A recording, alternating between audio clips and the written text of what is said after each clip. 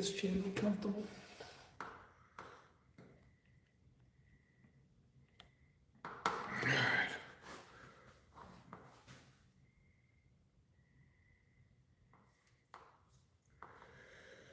Oh. The hell is that? Oh, shadow. All right.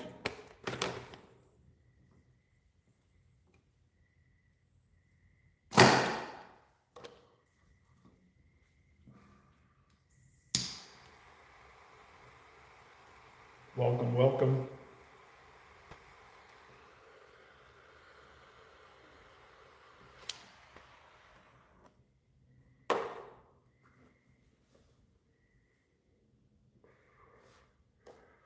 What up, what up, what up?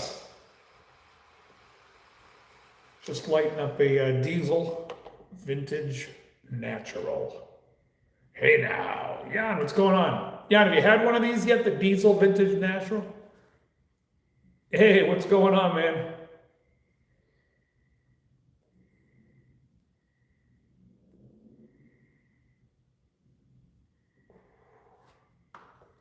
Trying to, there we go, get that one little corner wasn't. Last night I went live on TikTok with, I like them. Yeah, I like them. It's a medium, but it's really good. With Jim. You guys remember Jim from the DL show, Jim Fine? He wanted to go live on TikTok last night, so I joined him.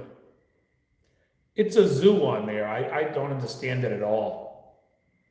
It's pure chaos. Life would be chaos.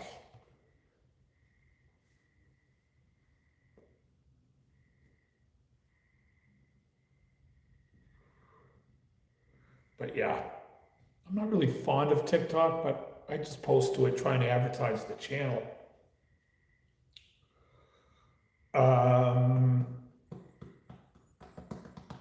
Let's see, what did I post today? Oh, I posted today Judas Priest.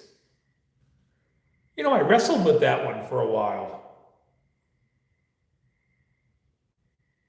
Oh, Metropolis. Yeah, I saw a bunch of videos on it. I gotta tell you, like, I probably have maybe 30 blends just outside that door. And there's like 5 that I really like. Like the Tashkent from LJ Peretti, 333 from LJ Peretti. Watch City has a tobacco called Persian Slipper. And I like Northwoods. And that's about it. I really don't care if every time I taste something else, I'm like, I'd rather be smoking Tashkent.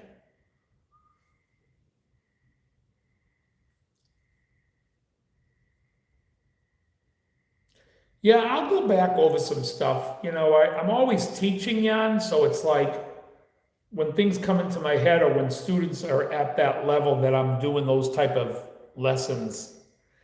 Because I did a couple of shorts, you know, where I showed like to play, I used 2 diminished triads and was soloing over a minor 7 chord, I mean. But really it seems like nobody cares or understands, or they're like, oh, that sounds jazzy. I'm just like, yeah, it's really good. And I stole it from a horn player, but I'm like, it's really cool.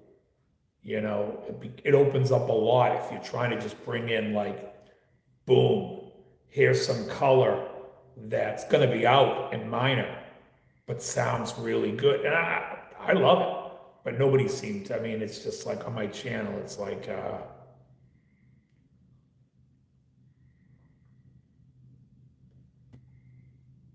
I mean, people got butthurt when I compared Blizzard of Oz to Diary of a Madman. Hey, thank you very much. Thank you. You know, it's like, and then I was beating up on Goodbye to Romance. You know, so just so I can explain, I smoke a lot of cigars. I smoke a pipe. A lot of times I'll come in my garage or sit outside. I got my speaker over here. So I'm listening to this music all day that I'm always trying to find. So I've been like, lately, I'm like, let me put 2 albums next to each other and see which one I like better. And I'm listening to Blizzard of Oz. And first of all, I found Ozzy's vocal performance on that, like sometimes it sounded like he didn't even care. He's just like, yesterday has been and gone. Tomorrow will I find the sun, or will it rain?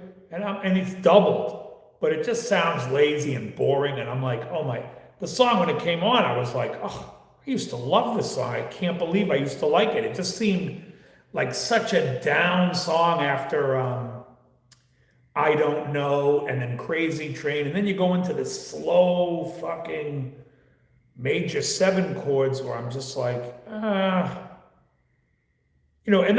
then I thought D was going to be the same, and I thought D was great, and then Suicide Solution, and I thought No Bone Movies was a little bit like, it's an okay song, but like when you compare it to Diary of a Madman, and you've got Little Dolls, even the slow song Tonight, I think is fantastic. I don't know, there's just something about it that I listened to Diary, everything was so cohesive and it was front to back, and I'm like, wow, that's the whole album, it's fantastic. Went by too fast. Whereas, like I said, listening to the other, I was like, this is slowing down for me.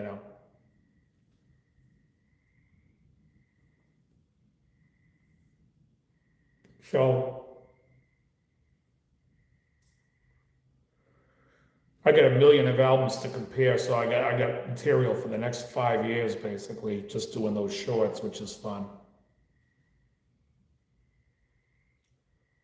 Um, Trying to think what else.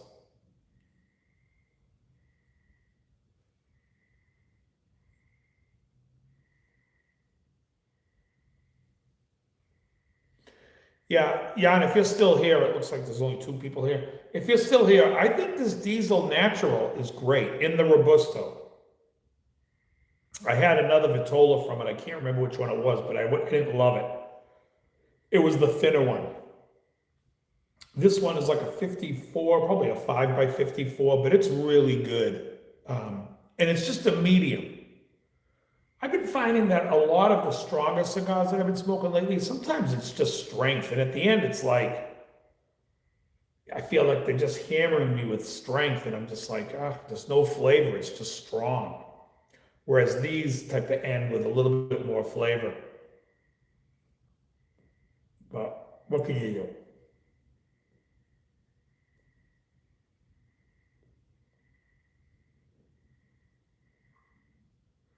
I saw that, Jan, you posted, you commented Hotel California. I don't think Hotel California is on the level of Kid Charlemagne or any of those that I mentioned.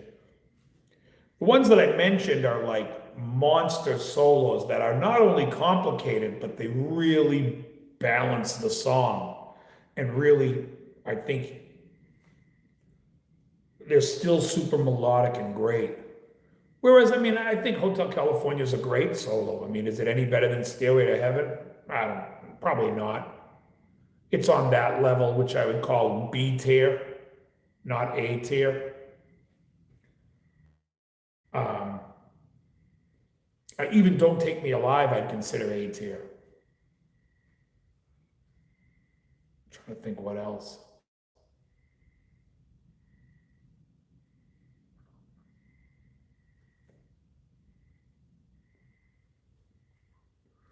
I mean, if it's heavier rock, I would say um, Don't Tell Me You Love Me solos. Both solos are fantastic and fit the song great and are very difficult. Well, one's more difficult than the other, but you know what I mean. But I just think that Hotel, I think, is great. I just think it's, um, I don't know what I'm trying to say. And I can't tell if anyone's talking because it doesn't show shit. No, no one is.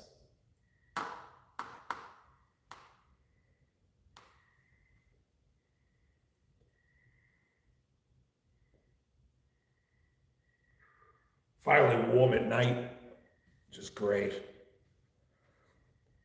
I think this is the second day I wore shorts after the gym, where I kept on shorts because usually I come home from the gym, shower, change, and put on jeans.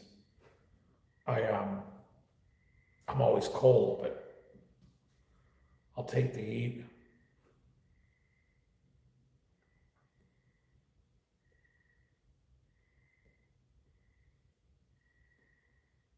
I figured I'd go live tonight because I got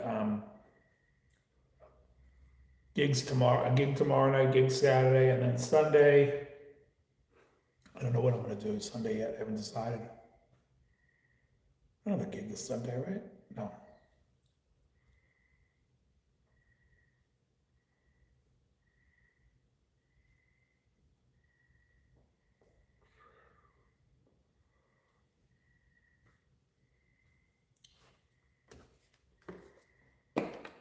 What else, everybody?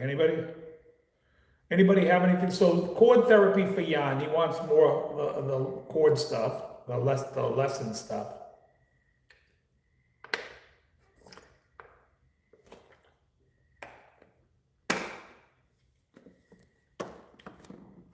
That stuff's fun. One thing you can do is every time you look at a scale is to try to take two triads next to each other, so there's no repetitive notes, and add that into your solo, into that key or whatever, or to understand that. I know that's like a lot of what Holsworth does is when he thinks of like scales, he just thinks of like the 7-note chord that he would most use, you know.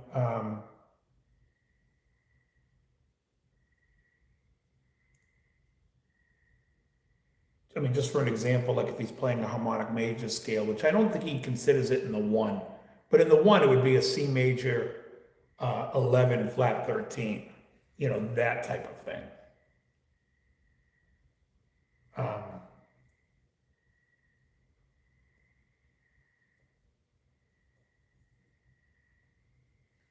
But nobody would really look at it like that from that chord, just because I think he looks at it from the minor. I would have to think about how he would see that.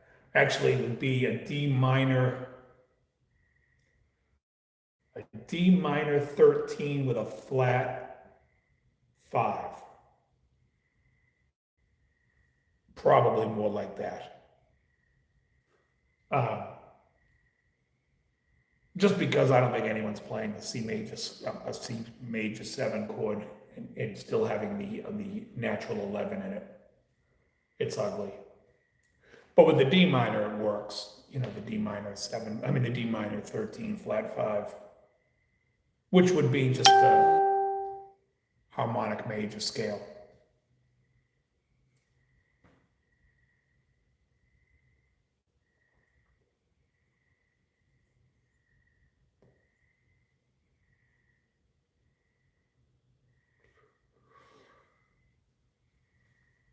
Yeah, because the A minor would be gone.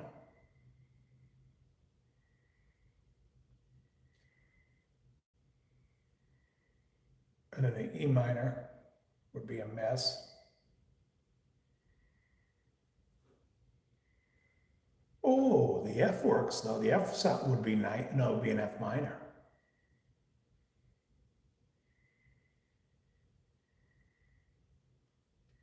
Hey, what's up, Joe?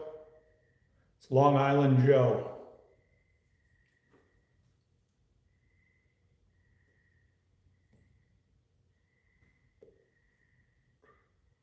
Yeah. What's that? Dr. Disrespect, right? I watched him playing the James Bond game the other day. He effing hated that game.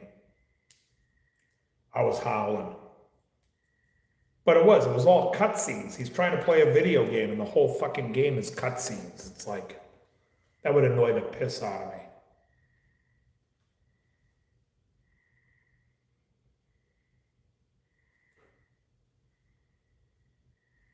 Yesterday has been. What else?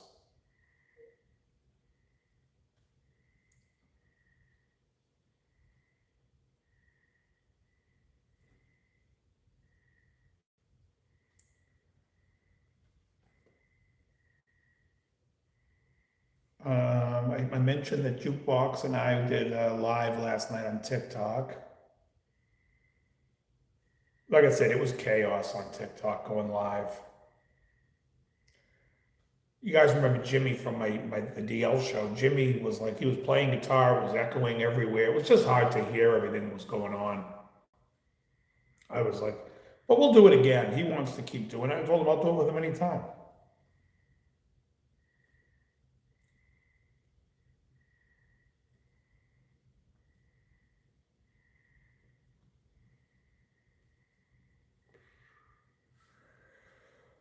Let me think what else I got going on. I got my visa today to get into London. So now I'm good to travel to London back and forth for 2 years, which is nice.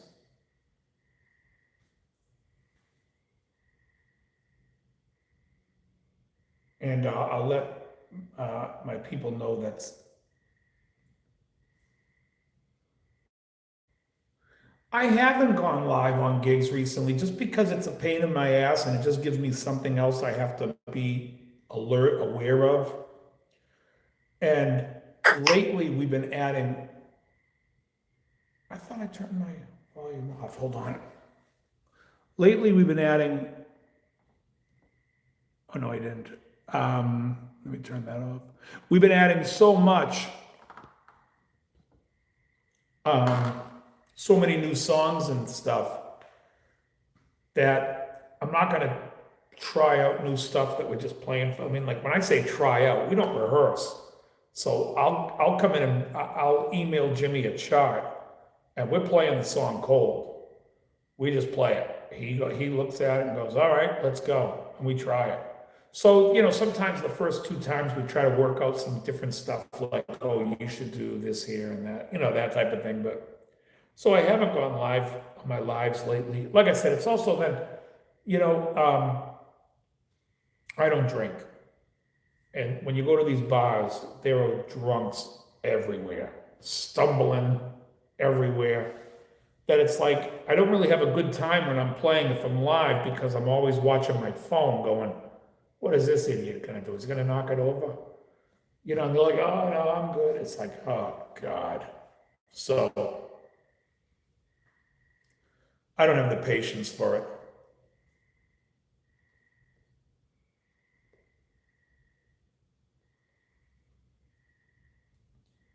Whatsoever.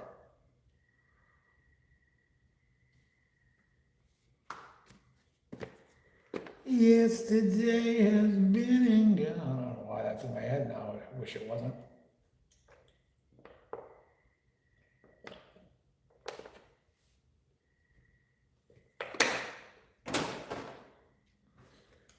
But yeah, so we'll get back to doing some live stuff. In fact, we just booked a bunch of gigs for July at this place in Braintree, Mass. And, I'm sure. That I'm sure. And there's no shortage of them. Everybody here is an alcoholic.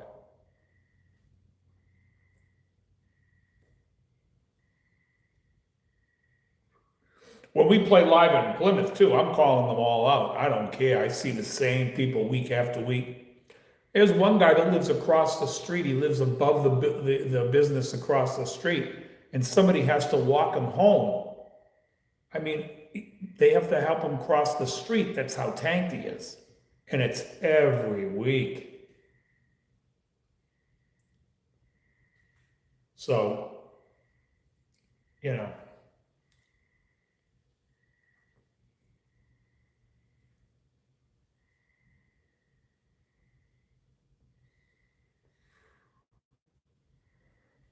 I turn on this fan, which gets the smoke out of my face, but I think it'd be too loud.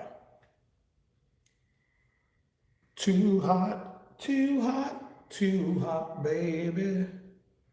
Gotta run for shelter. Gotta run for shade. We play Get Down on it every now and then. We added a bunch of new dance stuff. We do Leo Sayer, you feel like dancing. We do Andy Gibb. I just want to be your everything.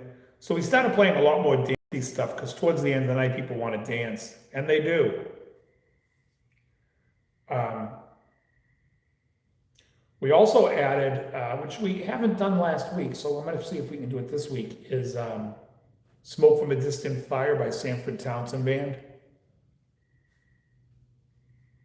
That one's come out good. Yeah, there's a lot of newer songs that we haven't, when we get a little bit more, we added a Michael Jackson song where we did Human Nature, and we also do You Got Me Working Day and Night, which is cool. Again, people dance, so we don't care. We're having fun.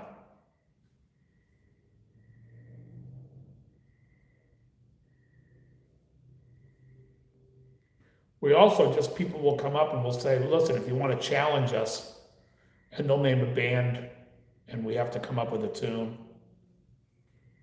Last Saturday, we played a lot. I think last Saturday, the first hour, we only played 80s, which was pretty good.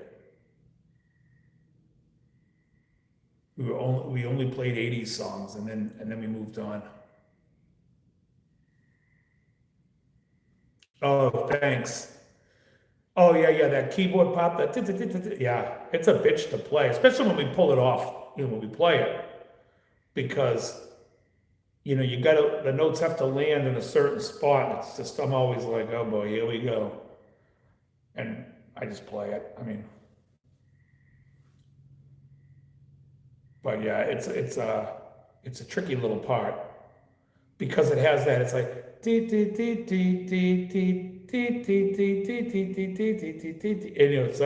it's that double of that first B that throws you, that like the lick turns around. So instead of it, at first it's, the pivot's on the D, and then it pivots to the B, and then it pivots back to the A. So it's like, it can be tricky. That it can be. It's a great song, though.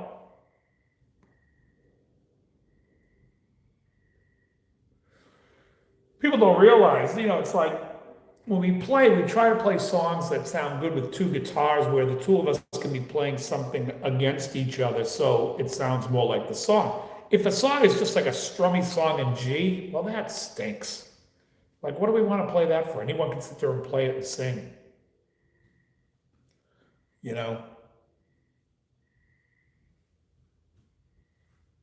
Some guy was like 2 weeks ago, can you guys do any Pearl Jam? I was like, please get away from me. He's like, I take it you don't like Pearl Jam. I'm like, no. Now get the hell lost. It was pretty funny. And then he was like, oh, anything you guys, everything you're doing, I'm loving. I'm like, great. So what do you want to ruin everyone's time with your horrible request? Ugh.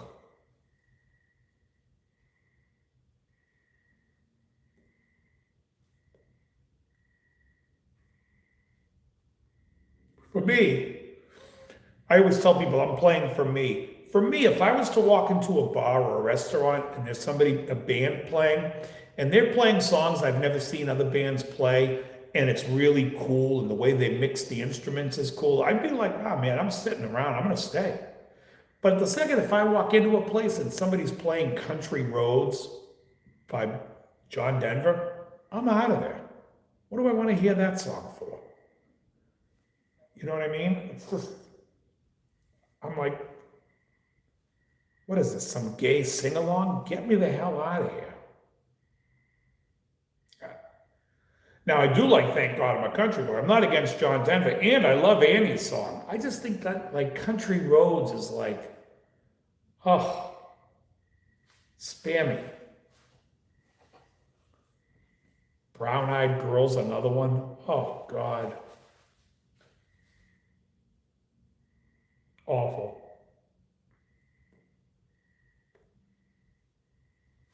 I had a lady ask for a song, I can't remember what it was. And I said, why don't you just ask me to play fucking Mustang Sally? She goes, do you know it? I said, get out of here, fucking idiot. Mustang Sally, what are you trying to do? Give me fucking Aja? God. Awful. Again, if I walked into a bar or a restaurant and there's a guy playing acoustic guitar and he's playing Mustang Sally, I'm out of there. I'd walk out as fast as I walked in. I'd be like, thank you. Thanks for giving me the heads up that you're terrible and have no taste. And I'm out. Again, so when we play AM, we're playing for me. Selfish? Maybe. Maybe. Do I care? No. No. I don't care.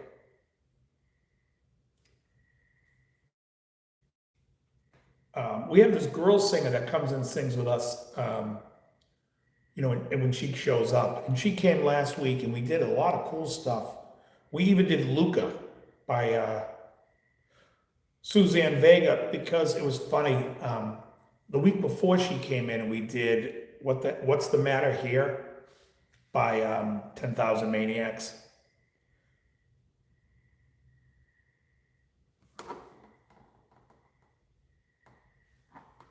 Camaro Carl, I don't even know what that is. And is that a joke on Mustang Sally? The only Mustang Sally I like is the one that was on The Sopranos, that was Burt Young's godson, that Burt Young had to kill.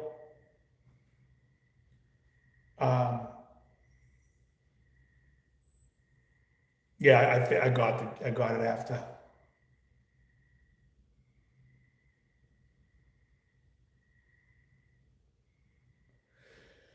House of the Rising Sun is one of those songs I would never play unless Jimmy learned it on the organ and we could do that organ, the way it ends like on that organ.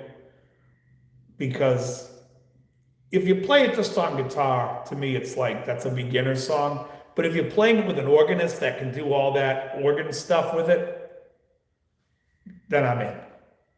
As long as you can keep the cool part of the song in the song. Because when I hear that organ part, I think of Sharon Stone hitting the wall. I had my own autopsy done. When fucking Ace Rothstein's talking over it there.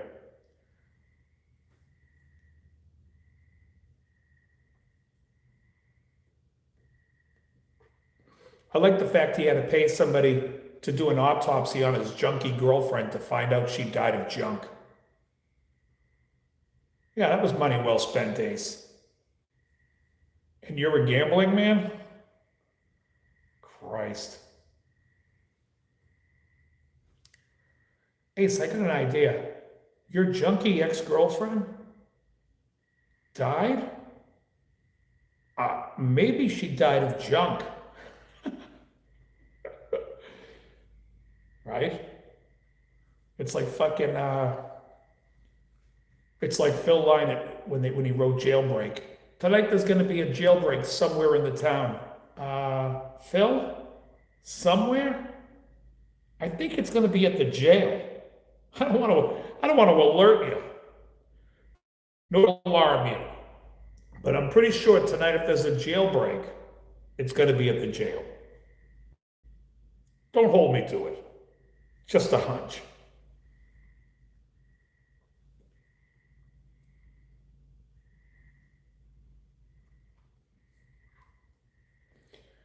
Folks, this is called comedy. At any point, you can type LOL in the chat. Thank you. This is comedy gold. I don't know where you're at on this, but maybe I'm not seeing the chat, but I thought I was. Yeah.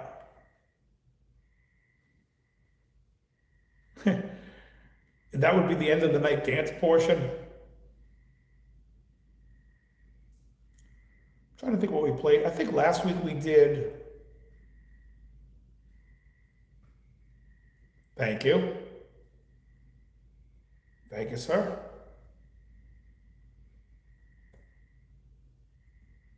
I think our final song last week might have been I Just Want to Be Your Everything. I even learned shadow dancing from Andy Gibb. Andy Gibb stuff goes over well because there's a lot of like 50 and 60-year-old women.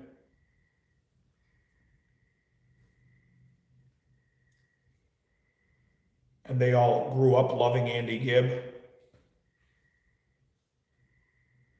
And I tell them, listen, we would do Sean Cassidy songs, but he sucks. At least Andy Gibbs' brother Barry, let me grab this water, wrote those Andy Gibbs songs that are great songs. I think the only Sean Cassidy song I could stomach, well, I can't even stomach Hey Deanie. And that was written by Eric Carmen.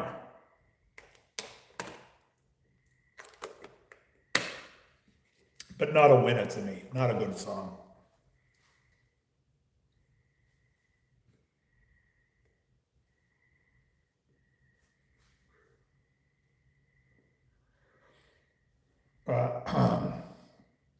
Trying to think what else we did. Every time we do You Make Me Feel Like Dancing by Leo Sayer, I say, here's the Richard Simmons of rock and roll. There's crickets when I say it. No one laughs. I don't think anyone gets it except for the guys in my band. They're all like, huh? I'm like, the guy looks like Richard Simmons, and on his album cover, he's jumping up in the air like he's sweating in the oldies.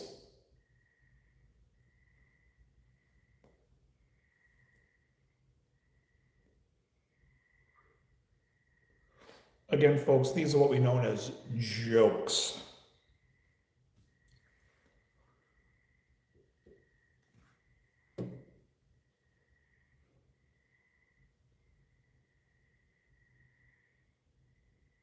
I'm thinking about ordering a rocking chair for this room so I can at least rock in my chair. Because this, what do they call this, an Adirondack chair? It's not the most comfortable thing. But it would be more comfortable if I was swaying back and forth at least.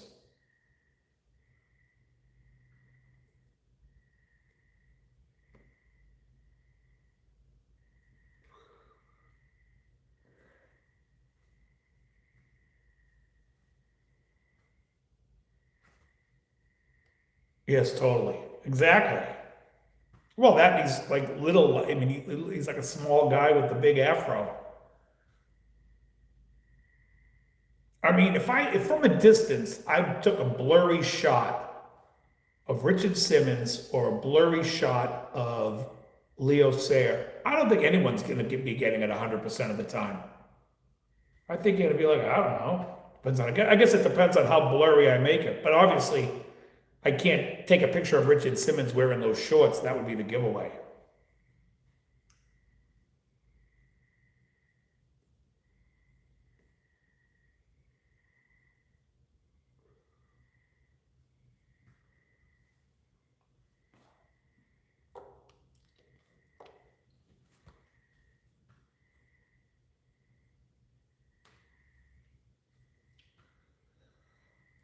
Ah.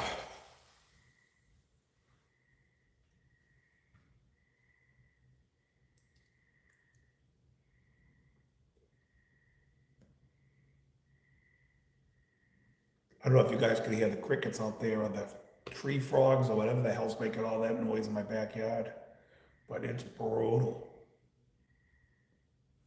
Can you guys hear that?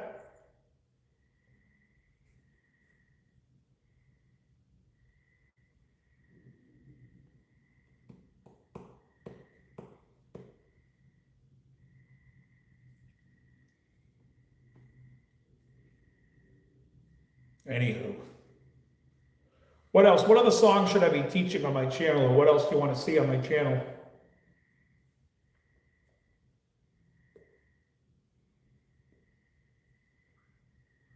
Oh, that's cool that you can barely hear it. Headstock, how you doing, man? It's been a long time. It's been a long time. Now I waited on. Wait. How you been, man? Move this a little closer so I can see better.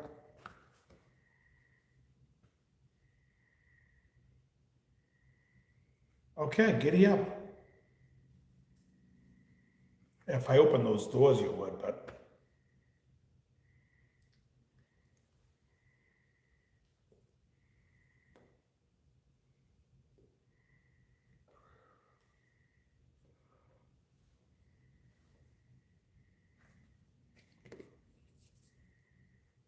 What else you got for me? Anything?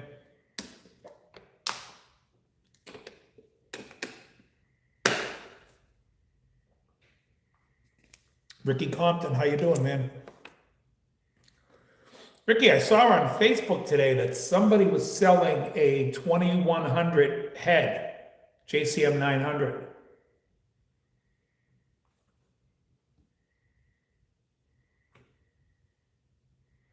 Oh yeah. Yeah, I have very few guitars with nickel frets. In fact, I think I have them only on, well, that PRS has nickel frets because I've never done anything to that guitar. But I think only my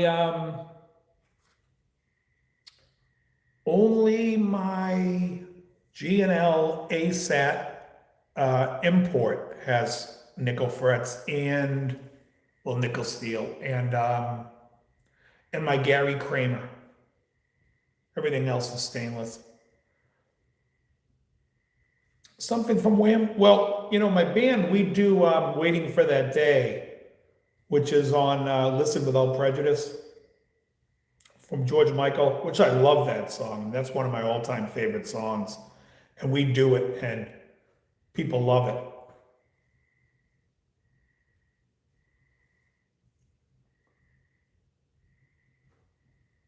Yeah. Yeah, there's a guy here that does it reasonably priced. We'll do like, I think for 350 or three and a quarter, he'll do a stainless fret job.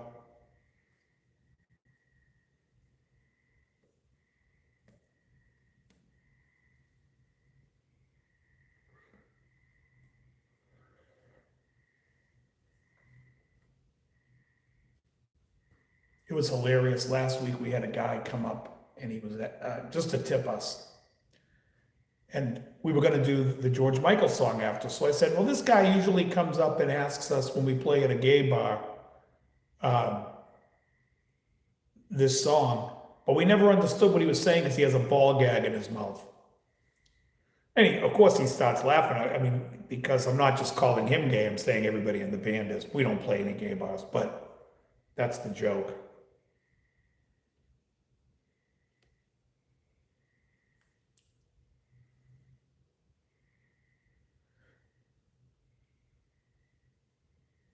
Yeah, well, I give lessons to this one guy, and he knows every fucking animal in the world, and he'll walk outside and goes, "Oh, you got tree frogs." I'm like, "I got what?" He's really good with all that stuff. I mean, he hears a bird call, and he'll tell you what bird it is. I'm like, "Are you kidding me?" It's all noise to me. I'm like, if I could pick every creature in my neighborhood and move it over 2 blocks, I would be happy. He was like, "You're crazy." I'm like, "No, I just can't stand the noise. I'd rather hear cars going by in a busy city than living out in the country." Call me crazy.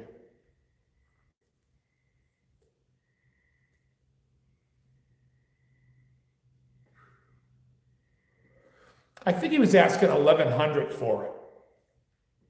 I only looked to see what he was asking for it because I was just curious what people are getting for them. And it was just the head alone, so they're up to 1100. That's pretty good. It's pretty good. I have the 50-watt combo that I got to take into the shop, and one of my students asked me the other day. He's like, "Hey, what?" Because I told him I would take his telly in to get fretwork. He wants stainless frets, and I said, "Yeah, I'll bring it in when I drop my amp off." And so he came in with his girlfriend the other day, and he's like, "Hey, did you happen to drop that amp off yet?" I'm like, "No, I'm not looking for any excuse to go into Boston." Oh, the Pitbull VHT. Yeah. You could probably, or the Fryette. I mean, it's the same amp, right? You could find, I guess, whichever one you find, the Fryette or the VHT.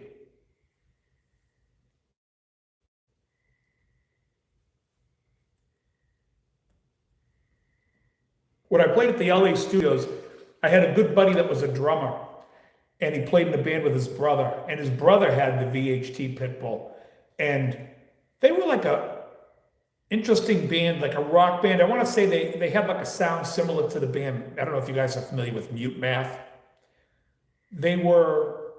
He had a current sound and a great, great guitar tone that he got out of that fucking amp.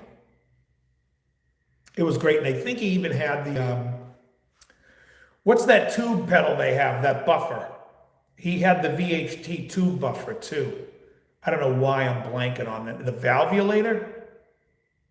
Is that what it's called? He had that on his board. But man, he had a great fucking tone.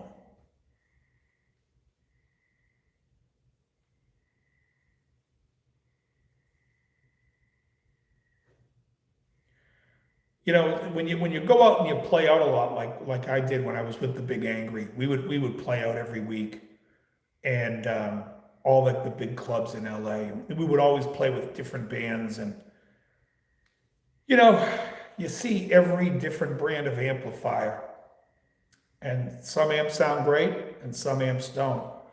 But they're the same. Sometimes they're the same amp. You know, you see one guy playing a gig and he's playing an old Marshall and his sound is terrible. Then you see another guy playing an old Marshall and you're like, this band sounds great. And so the gear really doesn't matter, you know. It's just really, once you focus in on what you want your sound to be.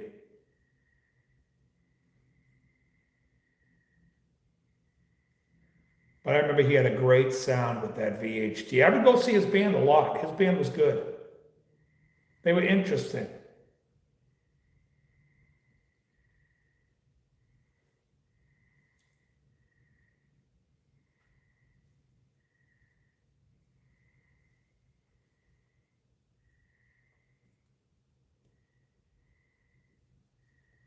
That's what I was gigging with the dual rectifier, the version 2. And I never, like I said, I never dimed the gain, so it wasn't like getting that. I just had the gain at like the 50-yard line. It was just great.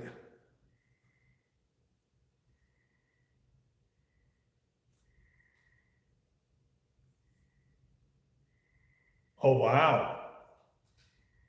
That sounds fun. Sorry about her dad, but yeah, you might be able to turn your amp up loud on 15 acres.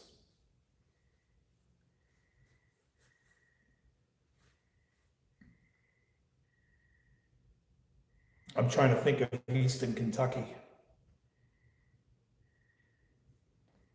where that would be. Is it in the mountains? Is that over by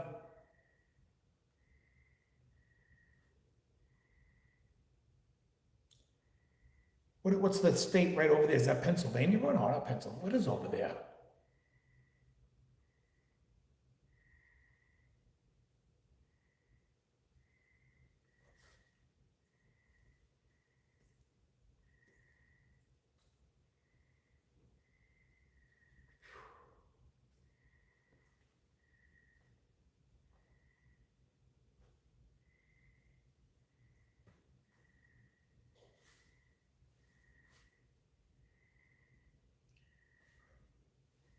You know, it's funny because my old band's manager, I'm good friends with, and we talk about it all the time if we would ever do one. I think the bass player that played with us last, we had two bass players in the during the history of the band. And the second one, I think, got carpal tunnel and doesn't play anymore. If I can talk the original one to going and playing, it would be pretty fun. He's down in the Carolinas, though. I think he's in North Carolina. I can't remember. I think he's in North Carolina. Could be South. Who knows? I think it's North.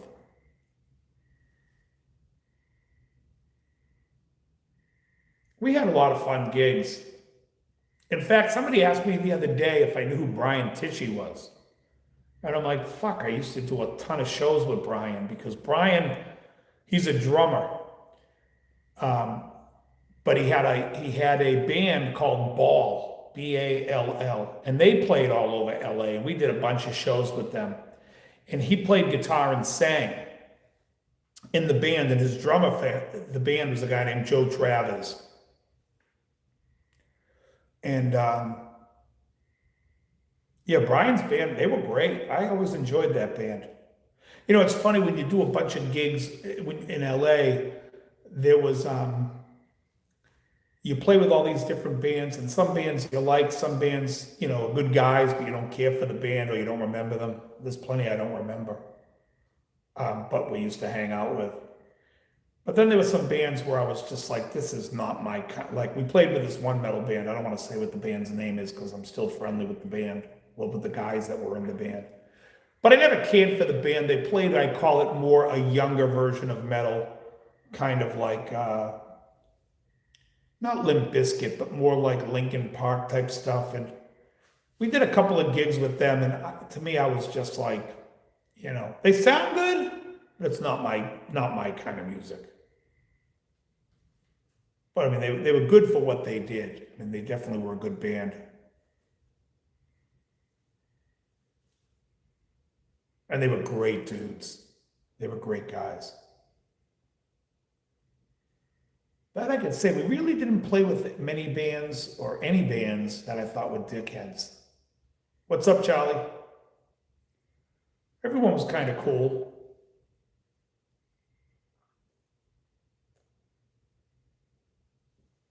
Initially, oh, okay. That's very cool. Initially, I wanted a keyboard player in the Big Angry because the first 3 or 4 tunes I had written, I had envisioned keyboard parts for the song. And I had this buddy, one question, what year did Gibson and Kramer, a bunch of twisted rock, I don't know. I have no idea about their Twisted Necks. I've never heard anything about it.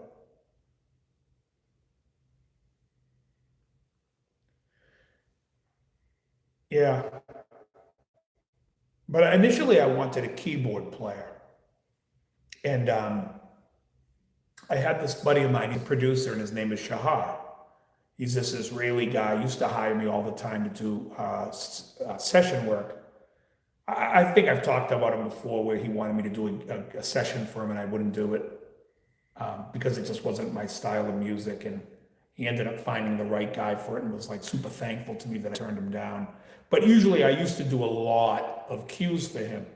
And I said to him, look, and the guy was half insane. Like, I love this kid. He is hilarious. He was one of the funniest. I don't know if he meant to be as funny as he is, but he knew he was funny. But he was funny. And the guy would make me laugh. And I said to him, he reminds me, like, when you see his hair, when you go over to do a session at his place, it'll look like he just crawled out of bed. And I said to him, you're like a mad scientist over here. I said, we'll get you a huge keyboard setup. And we'll have like beakers and like, stuff oozing out, like just to make it look like a laboratory by his keyboards. And I said, and you can play in a white lab coat with these glasses. And I just thought he would look like the fucking nutty professor. And I wanted that so bad for the band.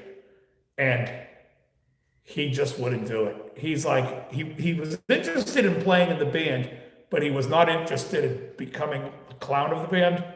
But I just thought it would be so fucking awesome to have some guy playing keyboards that looked like a mad scientist that actually had like a laboratory all over, like, dry ice thing all around his keyboard with beakers and fucking, I don't know. To me, it was funny. And it would have been great. And like I said, I think he would have been a great addition to the band. But he wouldn't do it when the band was moving forward. We started booking gigs, and I was just like, all right. So I stopped, right? I mean, I basically took the keyboards out of the tunes that I had, and then no longer, I was just writing for guitar, bass, and drum, basically.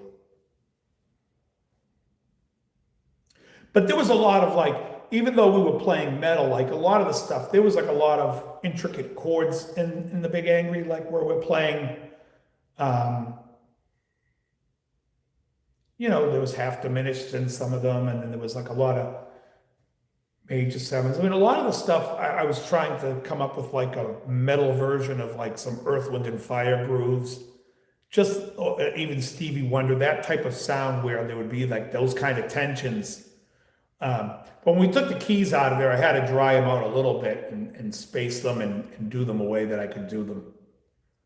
But yeah, we had fun. We had fun. It was a good band. I'll say that. It was a great band.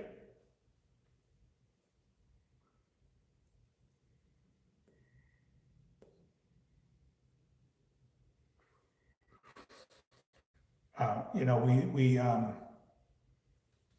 rocked the hell out of CBGBs, which was a lot of fun. We played the Whiskey a lot, the Troubadour, Dragonfly, um, Club Lingerie.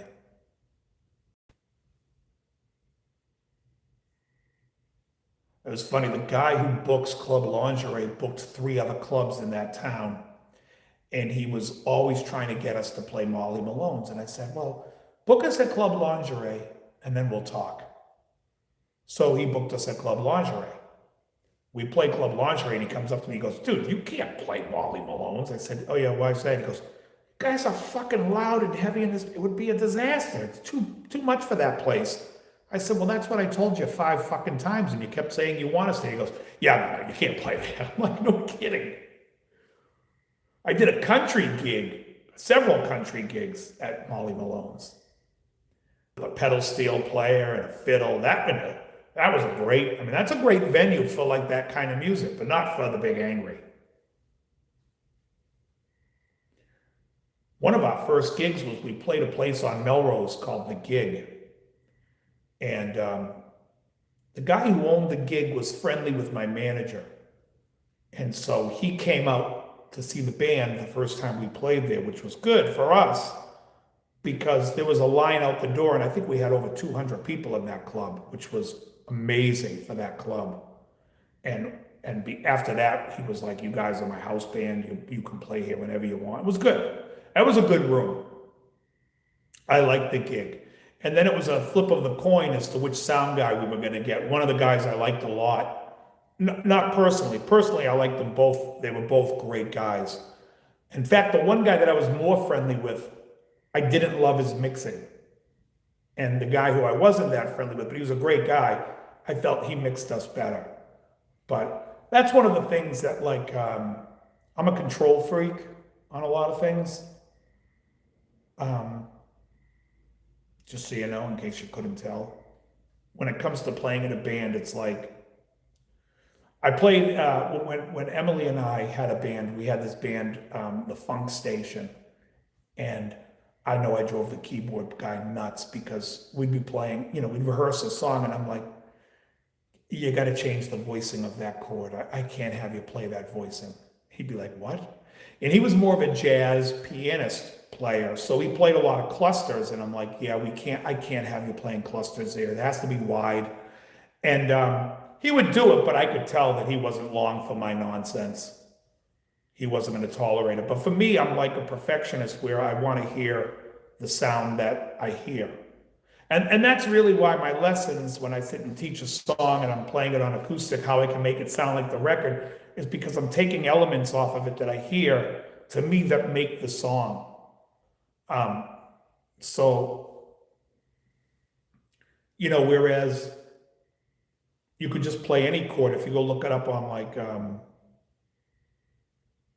Ultimate Guitar or one of these stupid things, or you watch other people teach it, they'll teach it, but it's like, well, that sounds like a folk version of it. Doesn't sound like the song. And so that's why I get like anal retentive about that. Like, that's not the voicing I want to hear. This is why I voice it here. You know, that's kind of why. And in that band, I was all over that keyboard player, constantly saying, I don't like that voicing. You know, I mean, to the point where I'd be like, yeah, I'd like you to play a B minor 7, but I don't want the A on the top. I want the A on the bottom. That type of thing. And I don't want the B in the right hand. Stuff like that. And the reason is just because when we're playing, the guitar has to fit in somewhere. And, you know, like, if I'm playing that B, or if I'm, Like if you take a song like Human Nature, that B to A, you don't want in that G chord necessarily a B to be the predominant top note, because so I have him play like a G5. So I'm playing the B, and therefore we're not all, that type of thing. But it's actually thought out. I can hear it. So if I can hear it and I want it changed, I'm going to say something. In the Big Angry, it was easy. I was guitar, there was a bass player, there's a drummer. That's it. So any voicings or anything like that, and if I wanted the bass to play a certain note, I would just say, on that chord, when that hits, I want you to be on this note. But, that was only in very few songs where I had that specificity, like the song The Big Angry, which is the opening groove to every one of my videos. Like that, I was very specific on the fills that I wanted the bass to do, and most of the other stuff, no. I would just tell them, all right, here's the chord, and give me the one or move around. Either that. It wasn't like so specified.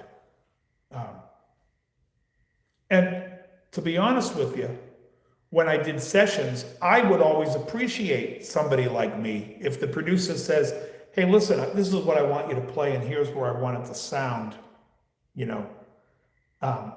I like that, because to me, then I know I'm giving the person who's running the show, I'm giving them what they want. And I'm not,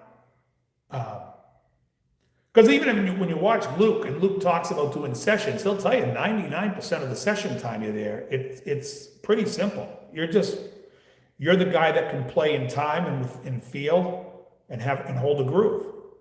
It's not about being able to play leads. It's not about bending. It's more simple.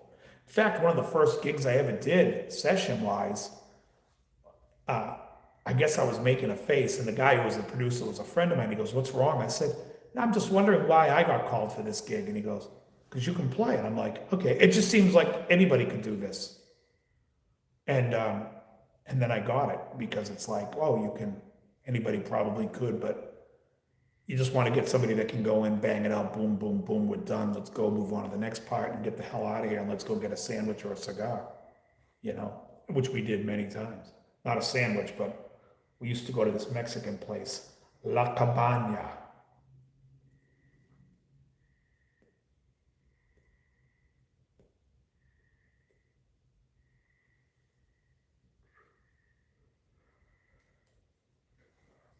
But I'm sure I'm boring the piss out of you guys with these stories, but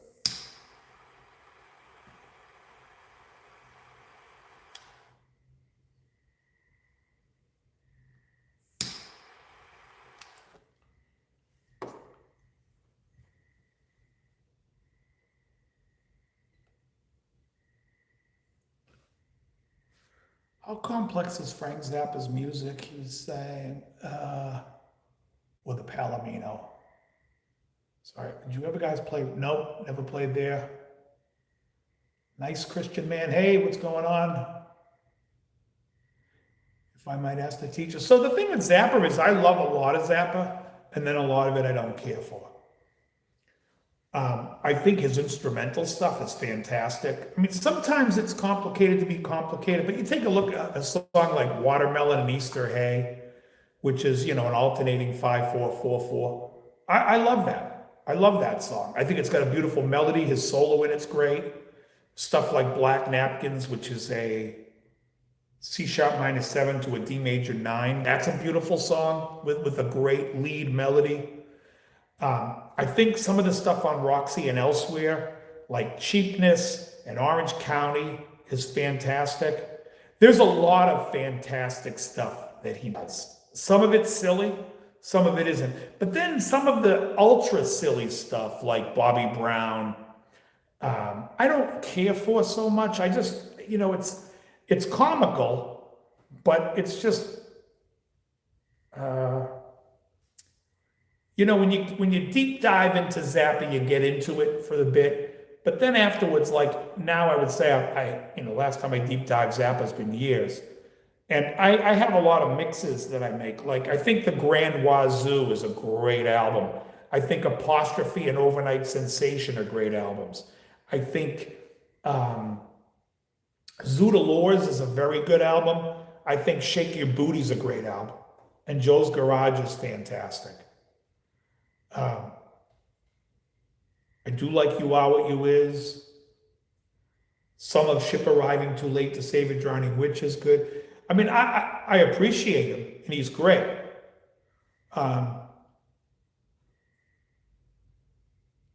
As far as a guitar player, he wouldn't be in my top 100 guitar players. But I do like he's original, and and I like him. I like him a lot. I'm just to say that on that alone, Dweezil Zappa did a record called Confessions in the 90s, and that's one of my all-time favorite guitar albums. I think Dweezil's phenomenal. I think he's a great player. And I connect more with what he does as far as guitar playing goes. Musically, I love Zappa, like I said. Like, you could listen to, like, Eat That Question is fantastic off of Grand Wazoo. Without the song The Grand Wazoo, I believe you don't have the guitar solo in the song Money by Pink Floyd. I think that's kind of lifted from the Grand Wazoo. But, yeah. And some of this stuff is very complicated. And when he played, I think the complicated stuff is more live, when he would call out that he would play it in this style or do it like this. I haven't seen that. But he's a great player.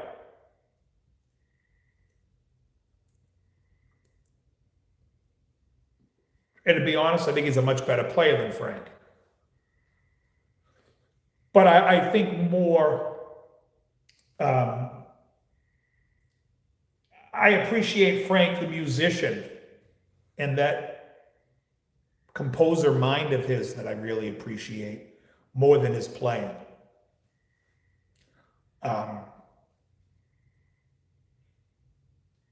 Yeah. I mean, like, do I think, like, if you took Black Napkins and re-recorded it and had a guy like Steve Vai or even Dweezil play it and let them do what they would do over it, to me, I think it would be better. That's just me. Frank wrote the tune, so you don't have the tune without Frank. I mean, really, the tune is two chords anyways. It's a C sharp minor 7 to a D major 9.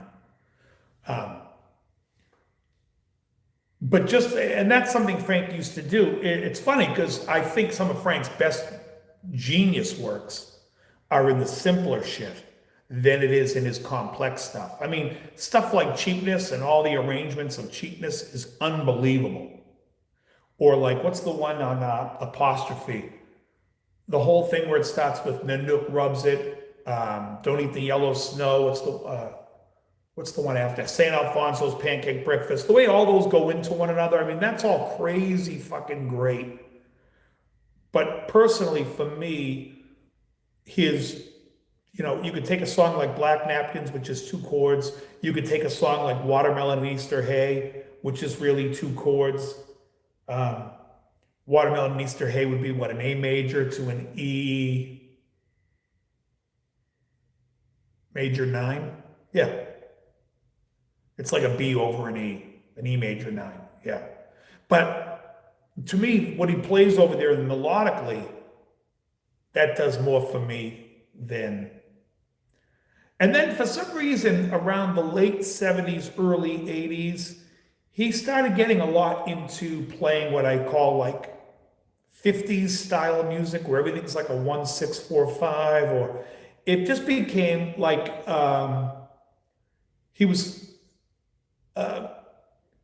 concentrating a lot on the joke songs. Like I say, like Bobby Brown, dim dim dim dim dim dim dim. What's that? Well, that's on Joe's Garage.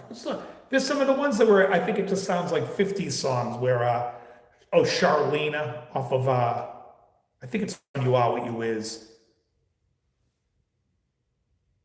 But I do like Charlie's Enormous Mouth. Charlie's Enormous Mouth, yeah, it's all right. I mean, even though it's like a lot of that 50s, a lot of doo-wop influence shit started getting creeping into his music. And I didn't love that. I mean, I love, to me, Zappa and George Clinton from Parliament, Funkadelic. I love both those guys just because they were on the fringe of what was generally accepted. And I love what they did. You know, you don't have a lot of other music without them, and the stuff that they did was great. I mean, like George Clinton, I think is like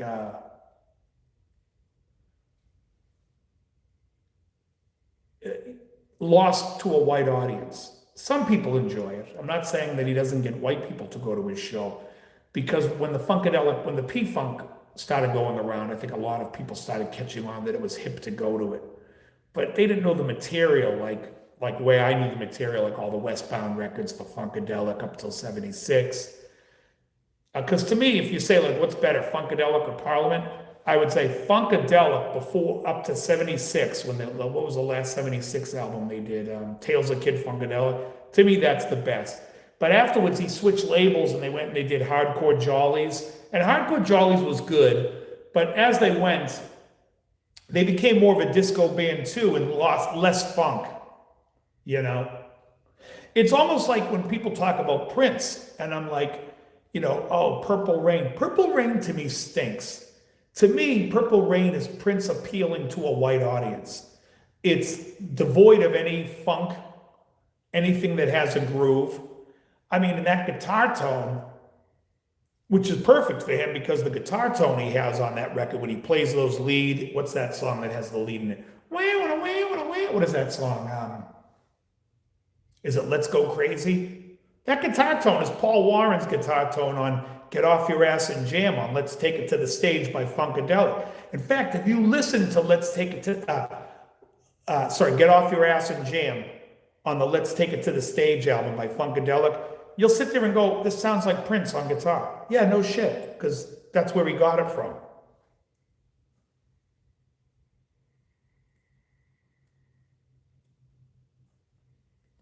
All right, give me 1 second. This cigar's out, and I'm gonna get my pipe. I'm gonna get a pipe.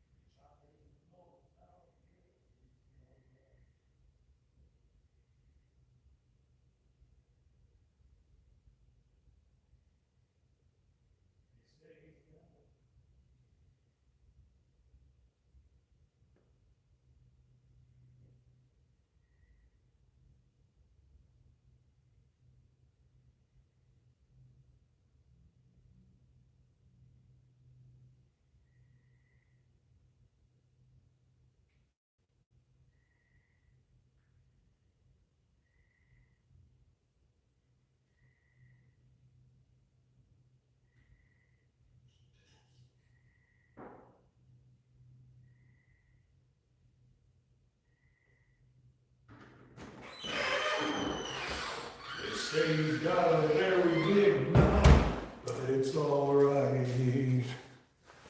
Now where the hell's my pipe lighter?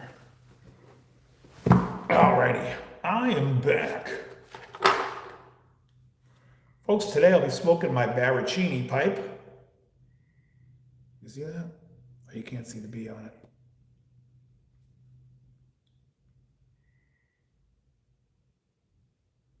Is this where the bee is? No, I don't think there's a bee on this one. Oh yeah, it's on the side. Can't see it though. Maybe you can. And I'm smoking LJ Peretti Tashkent because I like it.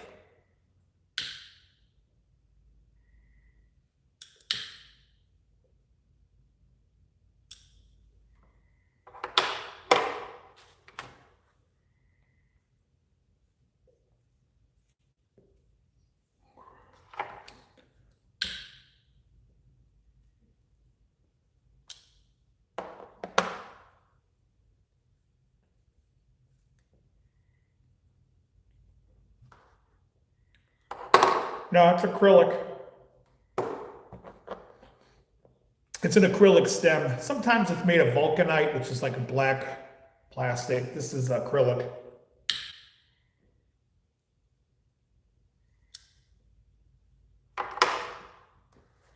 This is a good tobacco. Quite. All right. So yeah,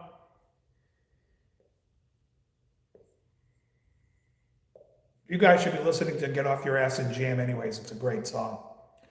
But anyways, yeah, that's what are my thoughts on Zappa.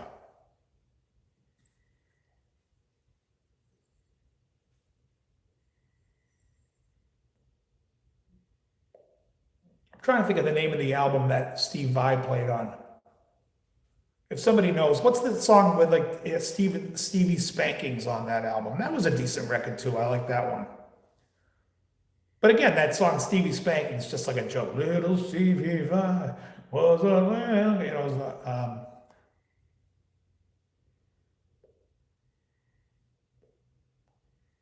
yeah, you don't inhale a pipe or a cigar, so nothing's getting into my lungs.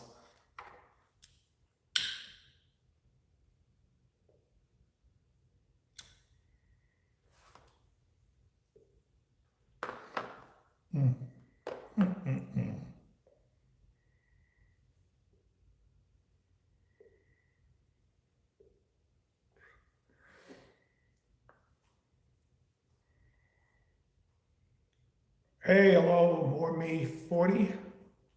How are you? Been a while. It's been a while.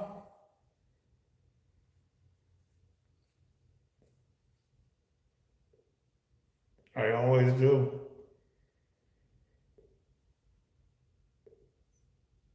Hmm. Oh, really? Good for them. Yeah, it's a great tune.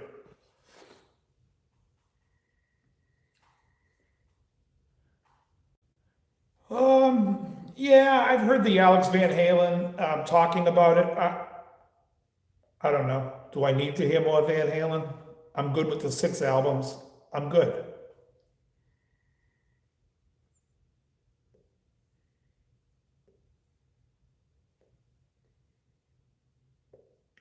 I don't understand the whole, you know, I don't know. I don't care if they put, I don't care either way. If they put out more stuff, good power to them. If they don't, you know, whatever. It just, I've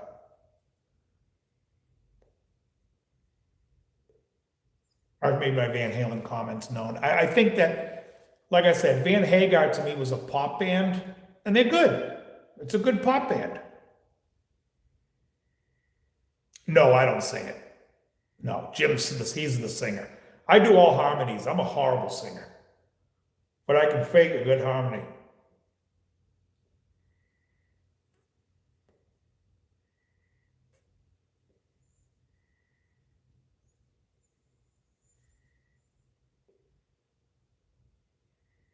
Oh yeah,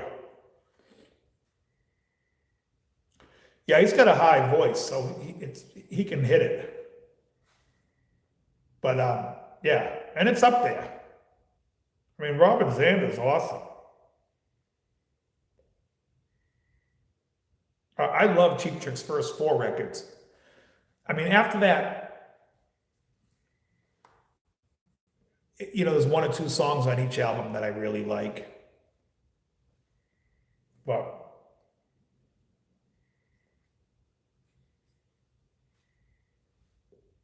Lee Roth needs to fucking settle down. I mean, he's going out there charging tickets to watch background singers do the job. I mean, I don't understand what the hell's going on there.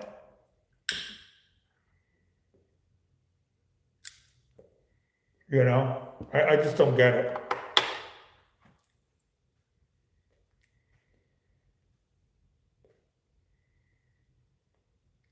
It's like that, to me, that's a way. Who the hell was paying for tickets for that?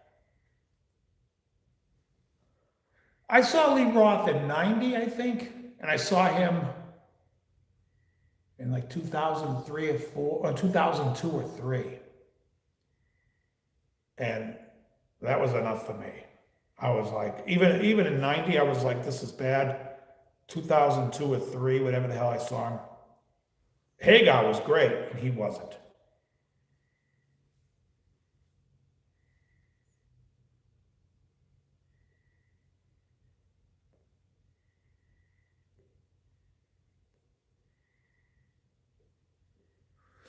But I made my comments known. It's just like Zeppelin. You know, if you sit there, if the firm put out 6 albums, and then someone was like Jimmy Page passed, and they're gonna release new songs from him that he was working on. I don't give a shit. Just give me the Zeppelin shit and call it a day. I don't even need to hear the firm. Yeah, they were okay. I liked them fine in the first album. There was 5 or 6 good songs, but um, you know,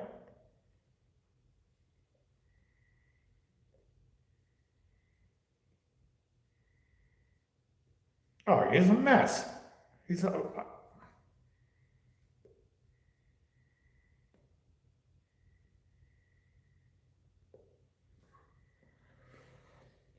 I think it might be just a lack of oxygen from being in the closet too long. Buzzing. Maybe. I have my thoughts.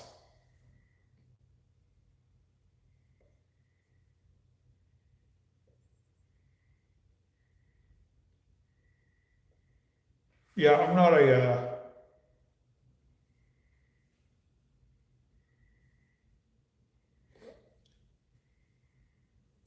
I mean, these are the songs that Eddie was working on or something that he didn't release. Well, let's take a look at what he did release. Van Halen 3, and then the whatever that truth or some kind of whatever kind of truth, whatever the hell that album's called. Yeah, if the material that he was working on didn't make those 2 records, I think I'm all set. I'm good. Call it a day.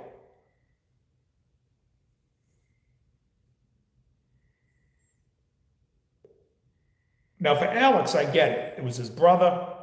He's trying to keep the memory alive. That's good. I'm all set. I can tell you somebody that wouldn't spend a nickel on it.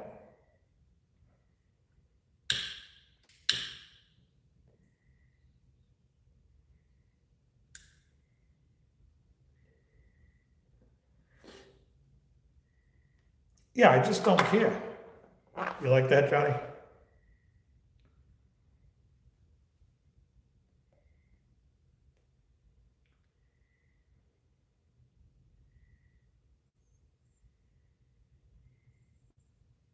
Dream Police is a great record, though.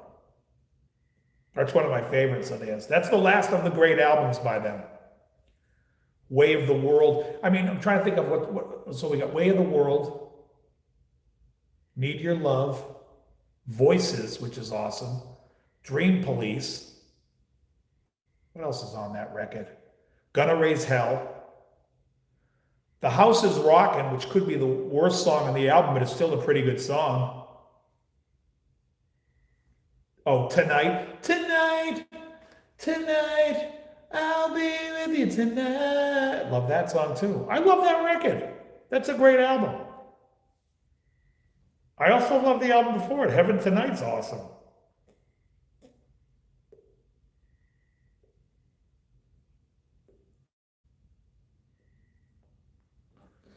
What's the album after Dream Police called? All Shook Up? I thought the opening track to that, Well, I Can't Stop the Music, Stop This Game, was a great song. And I think Just Got Back is on that album. And other than that, I didn't care for much of it, or the rest of it.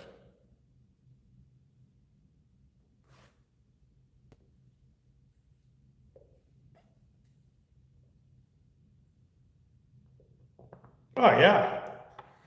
This tobacco's a little wet, so it's not staying lit.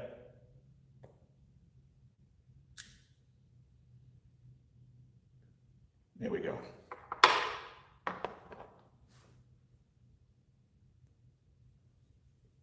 Yeah, Need Your Love's great. Tonight, tonight.